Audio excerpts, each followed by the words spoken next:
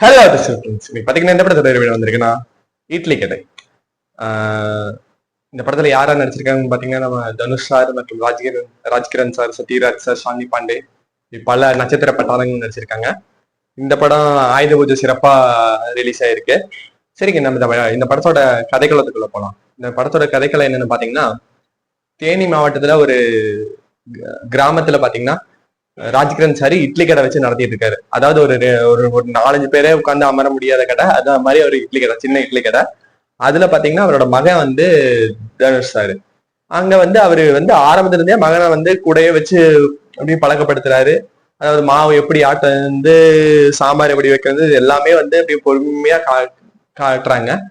அப்படி காட்டுறப்ப நம்ம தனுஷ் சாரு, அதாவது உள்ளூர்ல இட்லி வித்தது பத்தாதுன்னு சொல்லிட்டு ஃபாரின் போய் பரோட்டா வைக்கலாம்னு முடிவு பண்ணிட்டாரு. அதனால வந்து அவர் ஃபாரின் போய் செஃப் ஆகணும்னு முடிவு பண்றாரு. அப்படி போறப்ப அவர் வந்து தன்னோட சொந்த ஊரை விட்டுட்டு, அதாவது அவங்க அப்பாவுக்கு வந்து சொந்த ஊர்ல தான் இருக்கணும்னு ஆசை. ஆனா அவர் அதெல்லாம் கேட்காம நான் ஃபாரின் போய் பல கட்டமா சாதிக்க போறேன்னு சொல்லிட்டு கிளம்பிடுறாரு. அங்க போய் பாத்தீங்கன்னா ஒரு பெரிய ஏஎஃப்சி கம்பெனி, அதாவது சத்யராஜ் சார் அந்த கம்பெனியோட ஓனரு. அவர் அங்க வந்து இவர் தனுஷ் சார் வந்து ஒரு சீஃப் செஃப்பா இருக்காரு. அப்படி இருக்கிறப்ப எப்ப வர கமர்ஷியல் படத்துல வர மாதிரி தான் நம்ம அந்த ஹோட்டல் அதிபரோட பொண்ணு தான் நம்ம தனுஷாரை காதலிக்கிற மாதிரி நடக்குது. அப்படி இருக்கிறப்ப வந்து அவருக்கு ஒரு பையன், அதாவது அருண் விஜய் சார், அவருக்கும் தனுஷாருக்கும் ஆகாது. இப்ப நீ என் தங்கச்சியை கட்டுறையாடா நீ எல்லாம் அந்த மாதிரி ஒரு ஈகோலயே சுத்தி திரிகிற ஆளு. அப்படி இருக்கிறப்ப பாத்தீங்கன்னா ஒரு நாள் வந்து தனுஷாருக்கு கால் வருது. அதாவது தன்னோட சொந்த ஊர்ல வந்து தன்னோட அப்பா இறந்துட்டுதான் வந்து கால் வருது. அப்படி வந்து தனுஷ் சார் வந்து சொல்லிட்டு அந்த கல்யாணத்தை வந்து கொஞ்ச நாள் வந்து தடுத்து நிறுத்திட்டு அவரு கிளம்பி ஊருக்கு போறாரு. ஊருக்கு போன பிறகு அதுக்கு அடுத்ததை பாத்தீங்கன்னா கொஞ்ச நாள்லயே வந்து அவங்க அம்மாவும் இறந்து போக, மீதி அந்த கல்யாணம் நடந்துதா என்ன ஆச்சு, மறுபடியும் இந்த இட்லி கடையை திருப்பி நடத்தினாரா, அவருக்கு அந்த மண்மனம் வந்து ஒத்து போச்சா இல்லையா என்னங்கிறதா இந்த இட்லி கடை. அதாவது எப்பவுமே வந்து இந்த மாதிரி தனுஷ் சார் படத்துல எல்லாம் வந்து ஃபீல் குட் வந்து டச் பண்ணியிருப்பாரு. அதாவது நெஞ்ச வருடுற மாதிரி, மனசு வருடுற மாதிரி காட்சிகள்லாம் வந்து நிறைய வச்சிருப்பாரு. அதே மாதிரிதான் இந்த படமும். அதாவது வந்து பழைய ஞாபகங்கள், நம்ம வளர்த்து விட்டது வந்து ஏதோ அதையவே தேடி போற ஒரு பயணம் மாதிரிதான் இதுவும் வந்திருக்கு.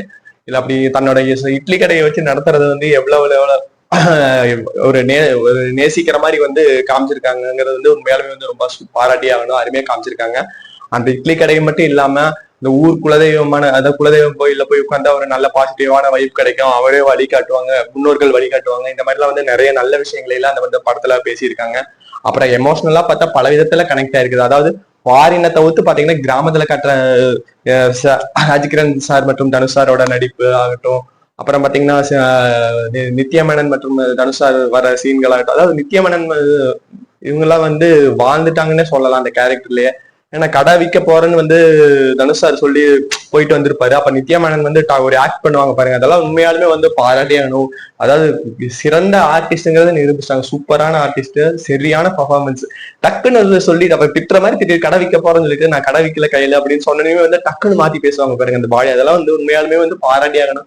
இவ்வளவு ஒரு இயற்கையான நடிப்பை வந்து நித்யாமேனன் வந்து வழங்கியிருக்காங்க. எனக்கு ரொம்பவே அந்த அந்த காட்சி ரொம்ப பிடிச்சிருந்தது. அதாவது எப்படி அந்த கிராமத்து பொண்ணு எப்படி பேசுவாளோ, எப்படி இது பண்ணுவாளோ, ஒரு தனுஷாருக்கு பாத்தீங்கன்னா சின்ன வயசு ஸ்கூல் ஃப்ரெண்டா இருப்பாங்க, அதெல்லாம் வந்து பழைய ஞாபகம் ஊட்டுறதாகட்டும், அதாவது இன்பம் துன்பம் எல்லாத்துலயுமே கூடயே நிக்கிறதாகட்டும், எல்லா விதத்துலயுமே வந்து சிறந்த பங்களிப்பை கொடுத்திருக்காங்க. அதே மாதிரி தனுஷ் சார் சொல்லவே தேவையில்லை, அந்த கேரக்டராவே வாழ்ந்திருக்காரு. அதாவது இட்லி கடை வச்சு நடத்துறவங்க எப்படி காலையில இருந்துச்சு அப்படி குளிச்சுட்டு 3 மணிக்கெல்லாம் குளிச்சு பட்டையை போட்டு அப்படி கூட தூக்கிட்டு போறப்பெல்லாம் பாத்தீங்கன்னா எனக்கே தோணுச்சு, நமக்கும் தோணுச்சு சின்ன பையன்ல இந்த மாதிரி எல்லாம் நம்ம ஒரு கிட்டி கடையில எல்லாம் போய் சாப்பிட்டுருக்கோம்ல, அந்த மாதிரி எனக்கும் ஞாபகம். அந்த மாதிரி ஒரு நல்ல ஒரு நடிப்பை வெளிப்படுத்தி இருந்தாரு.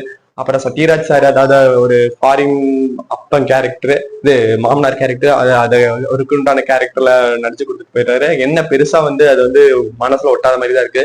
அதே மாதிரி அருண் விஜய் சார் இதுக்குடா இதுங்கிற மாதிரி தான் அந்த கதையை வந்து எனக்கே தோணுச்சு. பேசாம இந்த கிராமத்து கதையிலே கொண்டு போயிருக்கலாமா, இதை போய் கொண்டு வந்து அங்க இருந்து சுத்த வச்சுட்டு வந்துட்டாங்களோ. அதாவது அருண் விஜய் சாரை கூட்டிட்டு வந்து இங்க வந்து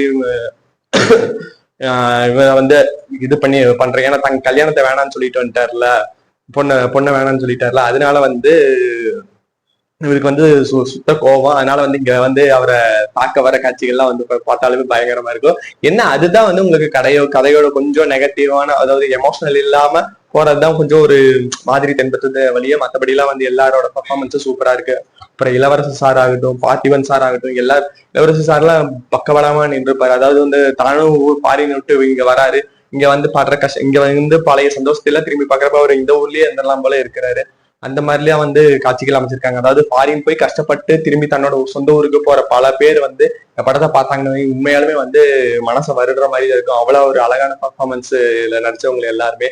அப்புறம் பாத்தீங்கன்னா உங்களுக்கு அந்த ராஜ்கிரண் சாரோட ஒய்ஃபா வரவங்களும் அவங்க அம்மா நடிச்சிருப்பாங்க. ரொம்ப சூப்பரா இருந்தது அவங்க நடிப்பு. இயற்கையான நடிப்பை வெளிப்படுத்தியிருந்தாங்க. அதாவது ஒரு காட்சி சொல்லி ஆகணும். அவங்க இறந்து போன பிறகு 3 மணிக்கு போய் அவங்க அப்பா வெளிப்படுன்னு சொல்லிட்டு அப்படியே கடைக்கு போய் பார்ப்பாங்க. தனுஷ் சார் கூட்டிட்டு போவாரு. அப்படியே பாக்குறப்பவே வந்து அந்த அம்மா ஒரு இயல்பான நடிப்பை கொடுத்துருப்பாங்க.